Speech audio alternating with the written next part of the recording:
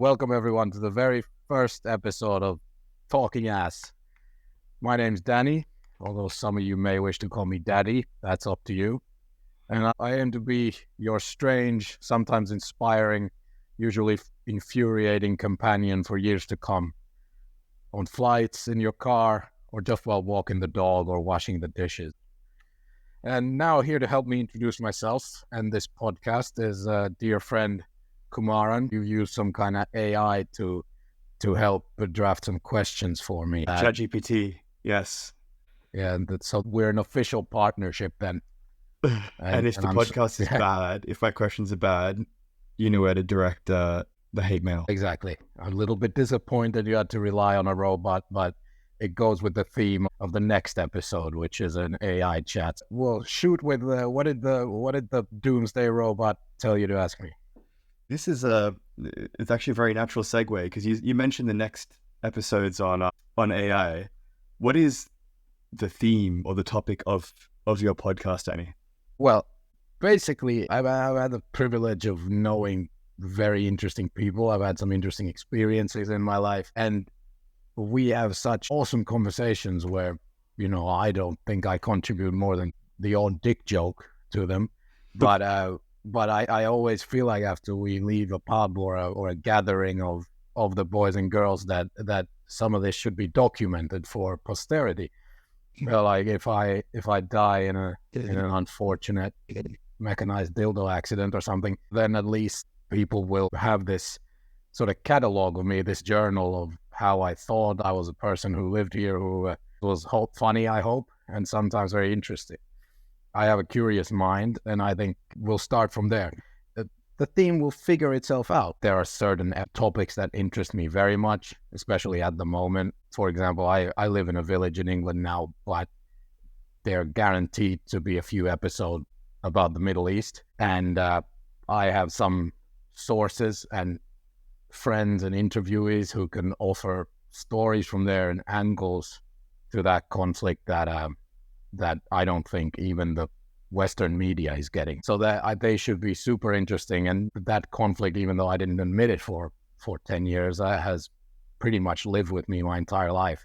That'll be one theme that we're always probably going to go back to because there'll always be something to talk about, unfortunately.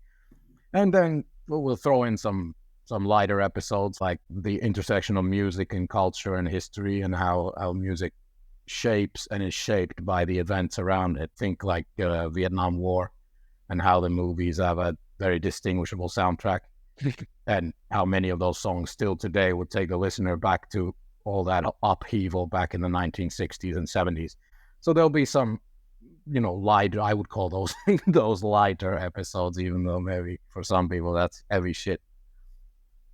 Wow, this is I listen to a lot of podcasts, and two of the ones I listen to quite a lot are Lex Friedman and Prof G, and I think you're hitting both of those. On the Lex Friedman side, he does a lot of stuff with tech and AI, and then now a lot of history and politics as well. And then on the Prof G, he always says that his favorite topic to talk about is himself, and I think we got some of that here as well. Yeah.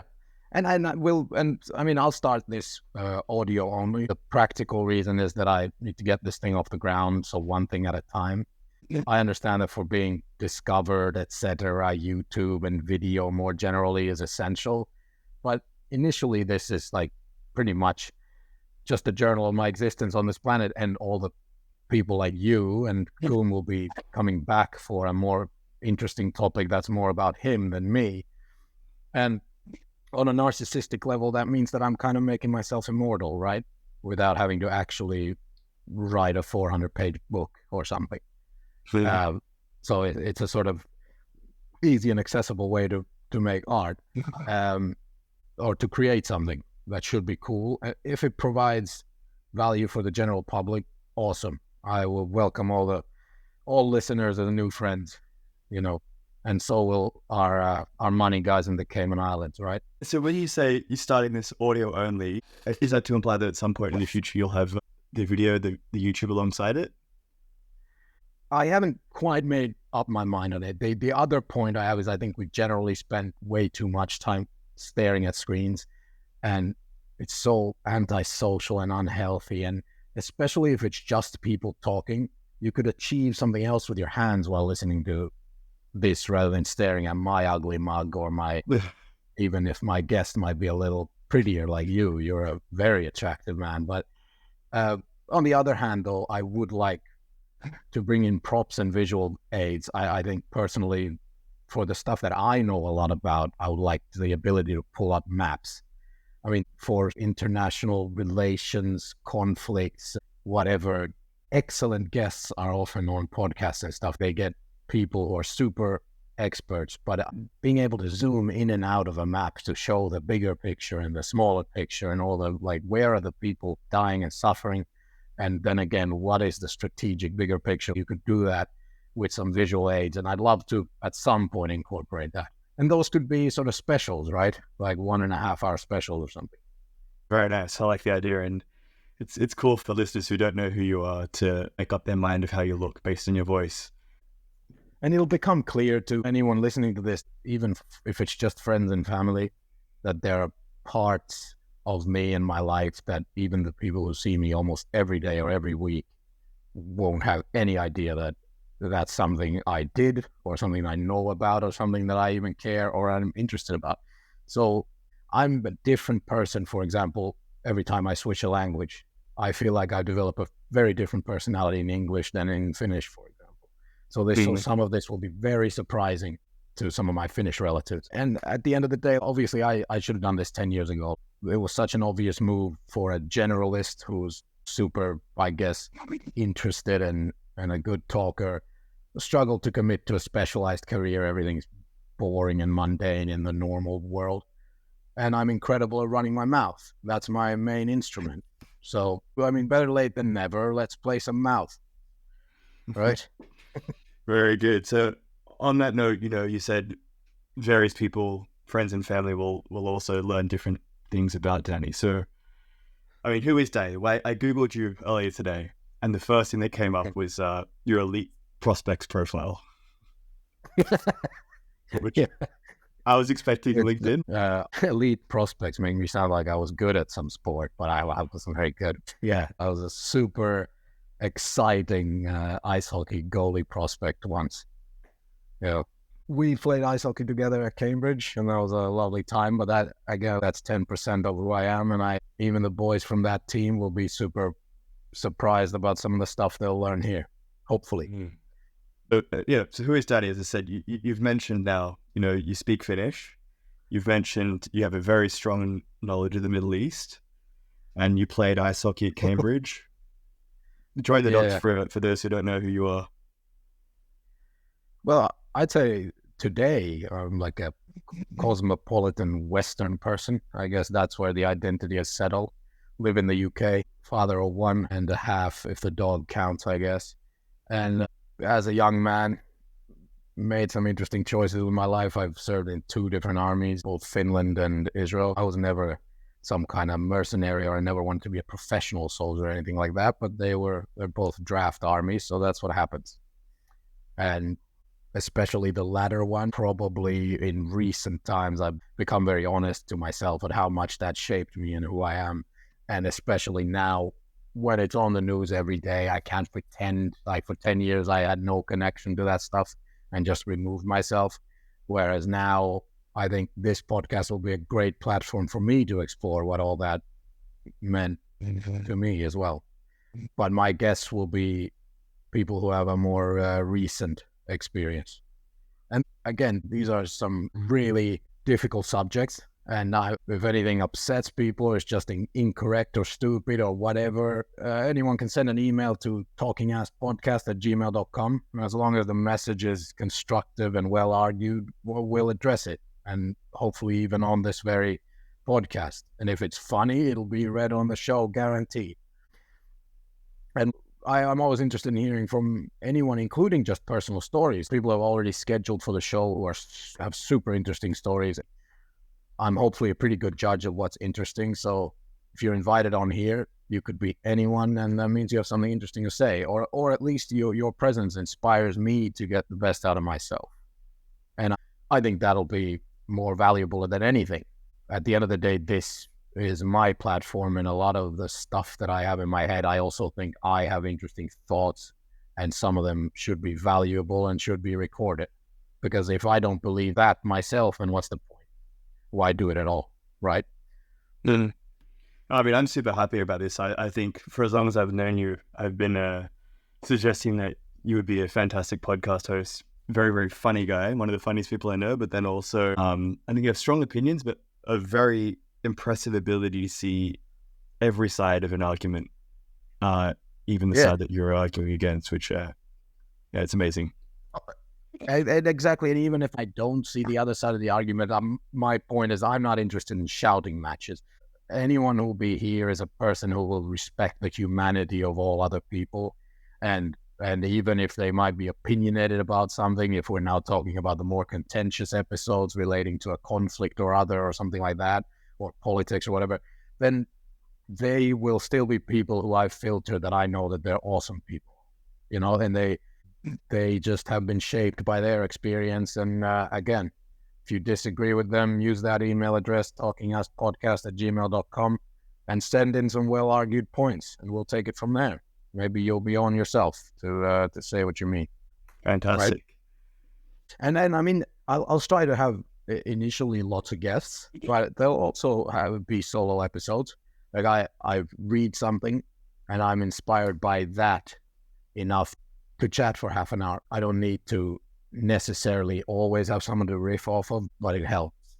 And it could be dissecting news stories or something that just arouses a reaction from me. Like I can get really fucking angry at people who don't know how to walk in a supermarket, for example. I'm not Bill Burr. I'm not going to keep your attention for a 1 hour solo rant about something like that. I don't have that cool Boston accent or that experience, but Well, I've got some questions here. So I got some stuff related to your mum being Sami, if you want to talk there. Oh, my brother and my mother will hate me for saying this, but I look like any straight white guy. Well, first of all, I don't think straightness is something you can look like, but I'm saying I wouldn't get any points, but I have a brother born out of the same parents who has slightly slanted eyes. And I'm not sure if that's the industry term for the eyes, but I don't know a better one. And my mom has slightly more so, like indigenous eyes, and my grandmother had really indigenous eyes. But I got Polish Jewish eyes and light skin. So that's a topic that interests me as well. Like, how do you make these rules of who is a victim of historical oppression or whatever? I always say that if there was like an Olympics of victimhood, then the peoples that I can choose to belong to whenever I want to, they would win every gold medal, right? And yeah, I mean, if this will get you fired, Kun, or sued, we can cut this out. But I just think it's an interesting topic, that diversity in people isn't visible, right? Yeah, I mean, this is a thing. Where I grew up in Australia, obviously the indigenous population has it quite difficult there, and there are a number of measures that have been put in place to try and help that population. And I think one of the things they look at, and I'd have to fact check myself on this, is effectively what percentage indigenous you are, because as you're saying, there are people who, look completely white, but they may be 1/8, 1/16 Aboriginal and have a lot of disadvantage that comes along with that. Yeah, exactly. And well, I worked myself for let's call it a fancy private school in England. One of the big names, if you can think of four, then it's one of the four. And there I was for a while involved in, like, they were trying to push for recruitment in a more diverse direction. And in the end, when all the questions were being asked by the senior management and all the meetings were being had and all that, eventually no one said it out loud, but I could see that at the end of the day, the only diversity that you can prove to people that you have in your offices or in your student population is skin color, because that's visible in a picture, right? And you can post it on a website. And yeah, to me, that was always weird. For sure. What? go with we want the robot to chuck another question in, or just you, Kum, be better than the robot. I mean, I got some. I've got some anecdotal things I was thinking about trying to squeeze in. I was gonna tell the audience about the calendar that I get from you each year, which has evolved over the years. I think. Oh yeah, absolutely. I mean, first of all, it's time for we got to do our public service announcement here, and we'll go with love the animals, be kind to animals, and my way of showing my love to animals and my friends is to make a calendar each year, which is various degrees of nude fat guy with the nude dog. Is that how you would describe it? That is how I would describe it. I would call it a perfect office calendar for the break room. For those who want to get fired. Yeah. No, what would happen if you brought that to a break room or work? Oh, I probably wouldn't be at work much longer. No, yeah, I was trying to think if people would see the fun in it, but I'm not sure. I'm not sure that they would. I mean, some of them are real artistic, like black and white and sepia and stuff. Yeah, I love it. Yeah. I think my first one came just your baby shower. That was a fun. Do you remember that day, Danny? Is this where you announce to the world that you're going to need me to return the favor and that there's a bun in the oven? Not quite yet, Danny. Maybe someday. Hopefully someday.